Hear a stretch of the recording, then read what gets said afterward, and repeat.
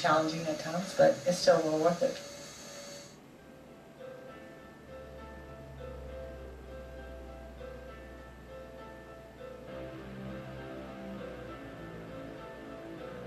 As a teenager, I had personal experiences. I grew up in a home that was of the Civil War area, was actually built in 1808, and I saw a soldier in full form. It was me and two of my teenage friends, and the girl standing beside me said, "I can see through his legs."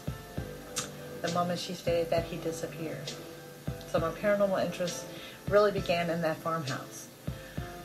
I actually built this home in 1991. And from 1991 to 2002, we had no experiences whatsoever.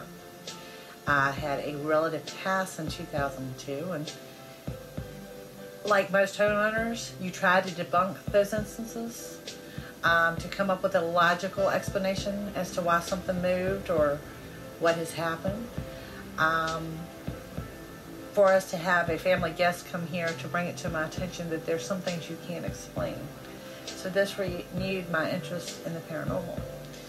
And starting a group, and it's Central Virginia Psychic Development and Paranormal Research, where they could meet and openly discuss experiences.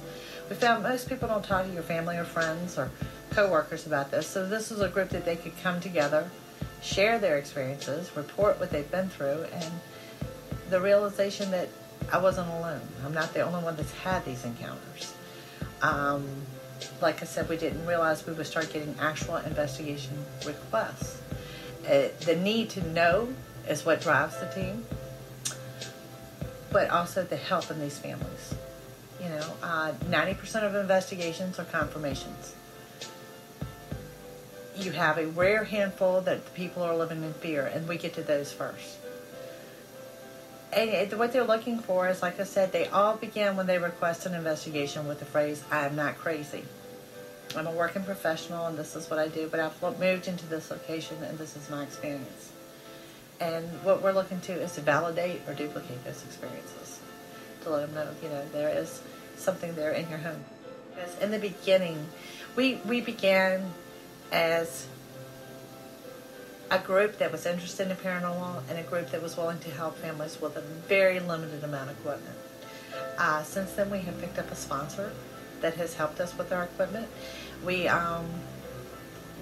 growing. With the equipment grows your knowledge, your experiments, your research, and we're constantly seeking to try something new. So no, this is nothing we would just give up. So.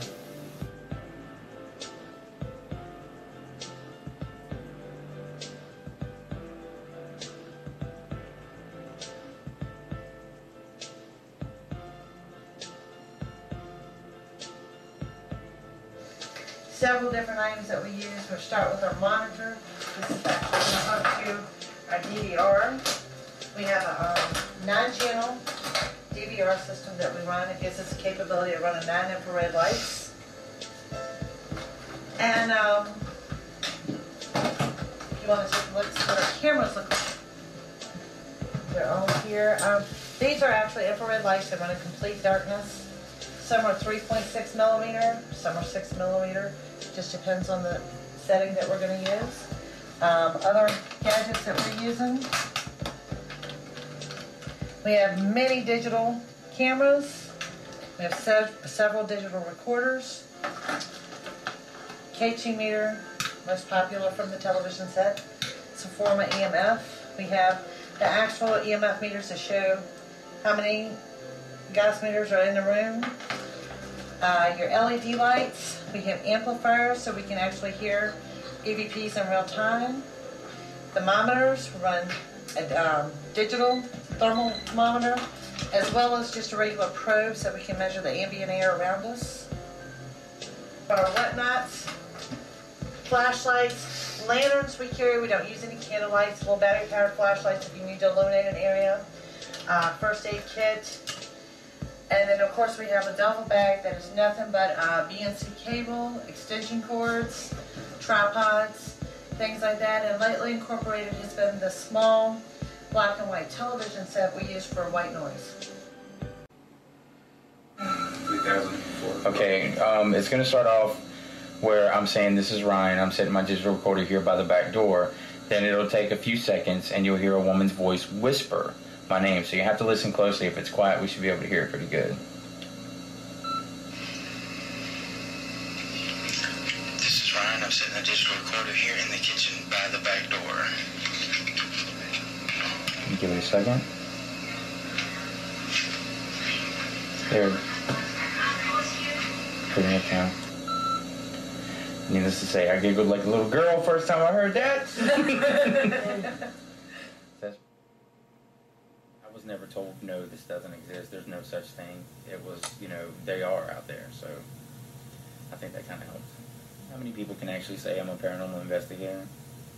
I mean, you know, you go to work during the day and you pay your taxes and you get your car insurance and you do all this stuff and everything else. But then on Saturday nights, you pack up the gear and you go to this house, people you've never met before, and you sit in the dark and try to talk to things that aren't supposed to be there. It's great. I love it.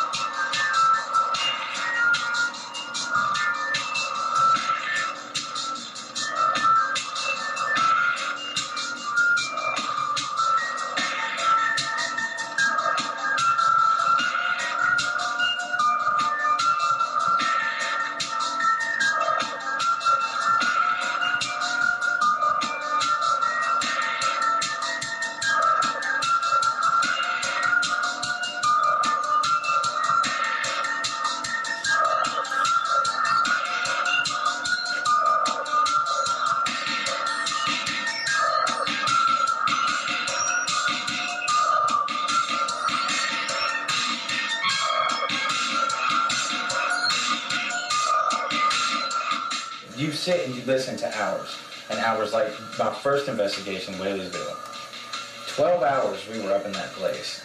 And, you know, you sit there and you're listening to, you know, you think you've got maybe 5 hours, you know, because you turn it on, turn it off, turn it on, turn it off, and then you hear that one that made that entire night completely worth it. For me personally, it's that need to know, you know, and yeah, that might be a little bit selfish, because when you do go in and you help someone, that's great, because these people do need help, they're scared, and I think it really comes down to personal knowledge. You want to know, whether or not they're telling the truth, is there something going on in their life that has led to this? It's just curiosity.